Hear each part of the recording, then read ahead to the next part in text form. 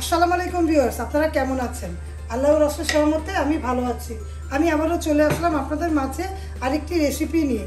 আজকে আমি তৈরি করে দেখাবো ভিউয়ার্স জিরা সাদা ডাল। এটা তৈরি করব আমার মতো করে। আপনারা দেখুন আমি কিভাবে তৈরি করছি। এখন আমি প্রথমে তেলটা দিলাম, তেলটা দিয়ে পরিমাণ মতো পেঁয়াজ কুচি দিয়ে দিব ভিউয়ার্স। আমি সাজনাকে ভালো মতো করে এই শেষ করে কেটে নিয়েছি। আর ডালটাকে মসুরি ডাল দিয়ে রান্না করব। মসুরি ডালটা আমি ধুয়ে নিয়েছি ভিউয়ার্স। অনেক ভালো লাগে খেতে, অবশ্যই রান্না করবেন আর আমার রেসিপিটা ফলো করবেন। এখন আমি ভালো মতো করে পেঁয়াজটা দেওয়ার পরে পেঁয়াজটাকে নরম করে নিব। এর আগে কিন্তু আমি অনেকগুলো রেসিপি আপনাদের মধ্যে শেয়ার করেছি, সেগুলো যদি না দেখে থাকেন অবশ্যই দেখে আসবেন, ভালো লাগবে। ভালো লাগলে লাইক কমেন্ট শেয়ার করে দেখবেন। আমি প্রতি মঙ্গলবার রান্নার চ্যানেল দিই আর প্রতিদিনই আমি ভিডিও ব্লগ নামে কিন্তু আমার একটা চ্যানেল আছে, চাইলে সেটাতে একটু ঘুরে আসবেন, ভালো লাগবে। ভালো লাগলে সেটাকেও ফলো করতে পারেন ভিউয়ার্স। সেখানে আমি ঘোরাঘুরি থেকে ফ্যামিলি ব্লগ সব কিছুই দিই আর প্রতি মঙ্গলবার আমি এই রান্না দেখাই ভিউয়ার্স। রান্নার মধ্যে কিন্তু অনেক রান্না আমি দিয়েছি, টক ঝাল মিষ্টি থেকে নিয়ে ঝাল মিষ্টি চাইনিজ আইটেম সব কিছু আমি দিয়েছি। আপনারা একটু ঘুরে ঘুরে দেখবেন, যদি ভালো লেগে যায়। কোন রান্না ভালো লাগবে আমি তো বলতে পারবো না, আজকে এই রান্নাটা হয়তো ভালো লাগবে না, কিন্তু আগে রান্নাগুলো একটু ঘুরে আসবেন। যদি ভালো লেগে যায় তাহলে রান্না করে খাবেন আর আমাকে কমেন্ট করে জানাবেন, অবশ্যই আমি জানি ভালো হবে।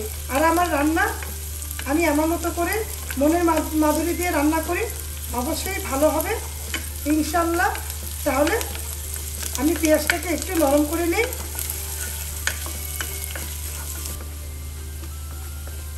ভিউয়ার্স দেখতে পেলেন আমি পেঁয়াজটাকে নরম করে নিচ্ছি আর সাথে এইভাবে করে এই যে হলুদ লেগে আছে, এই যে শুকনো মরিচ দিয়ে দিলাম। দিয়ে এখন আমি সেই যে এই যে হলুদের গুঁড়ো, লবণ আর আদা রসুন বাটা এটা দিয়ে দিলাম। দিয়ে একটু নাড়াচাড়া দিব। আদা রসুন বাটাটা অল্প করে দিবেন, ভালো লাগবে। এখন আমি নাড়াচাড়া দিচ্ছি, পানি কিন্তু দেইনি ভিউয়ার্স। এখন আমি কাঁচামরিচ আর সাজনা যে আমি ধুয়ে রেখেছি ওটা দিয়ে দিব। দিয়ে 1 মিনিটের মতো এভাবে করে নাড়াচাড়া দিব ভিউয়ার্স।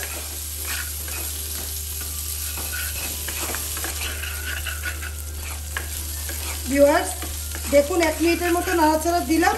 দিয়ে এখন আমি ডাল ধুয়ে রাখা ডাল এটাও দিয়ে দিলাম। বিসমিল্লাহ করে ডালগুলো দিয়ে আবারও নাড়াচাড়া দিব। ডালটা ধুয়ে রেখেছি, আমি কিন্তু পানি দেইনি ভিউয়ার্স।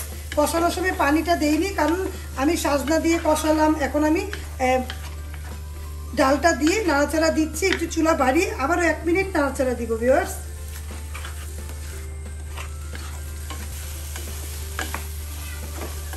1 মিনিটের মতো আমি দেখুন চুলার আঁচ মিডিয়াম করে ডালটাকে একটু নাড়াচাড়া দিলাম সাজনার সাথে। এখন অল্প একটু গরম মশলা অ্যাড করব, অল্প করে ভিউয়ার্স, অল্প করে, অল্প, বেশি না। একটু ফ্লেভারের সাথে ফ্লেভারের জন্য দিলাম অল্প একটু গরম মশলা দিয়ে। এখন আমি পরিমাণ মতো পানি দিব, পানিটা পরিমাণ মতো দিব। আমি বেশি শুকাবো না, বেশি ঘনও করব না, বেশি পাতলাও করব না। তার জন্য ডালটা গলার জন্য আমি এখন পানি দিচ্ছি। দেখুন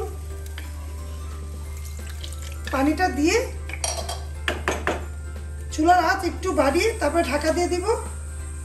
ঢাকা দিয়ে তারপরে 3 থেকে 4 মিনিট পরে আমি আসবো ভিউয়ার্স।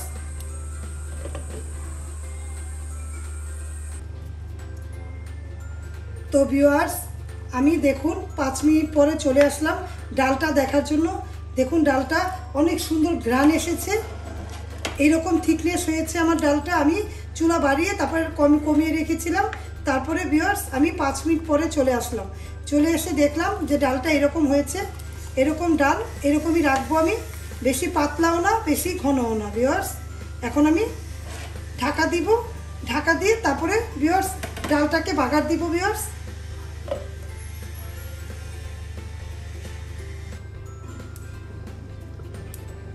ভিউয়ার্স আরেকটা ফ্রাই প্যান নিলাম, অল্প করে তেল দিলাম।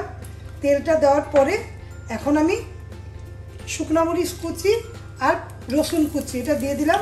দিয়ে আমি ভালো মতো করে নাড়া দিব। 1 মিনিটের মতো এটাকে লাল করে নিব ভিউয়ার্স।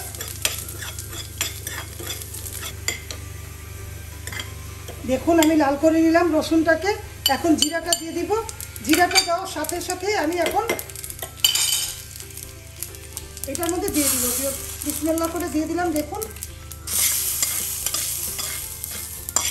সাথে সাথে দিয়ে দিলাম, নাহলে জিরাটা পুড়ে যাবে। এখন দেখুন হালকা একটা নাড়া দিলাম, নাড়া দিয়ে চুলা বন্ধ করে পরিবেশন করে আপনাদের দেখাবো ভিউয়ার্স জিরা সজনার ডাল।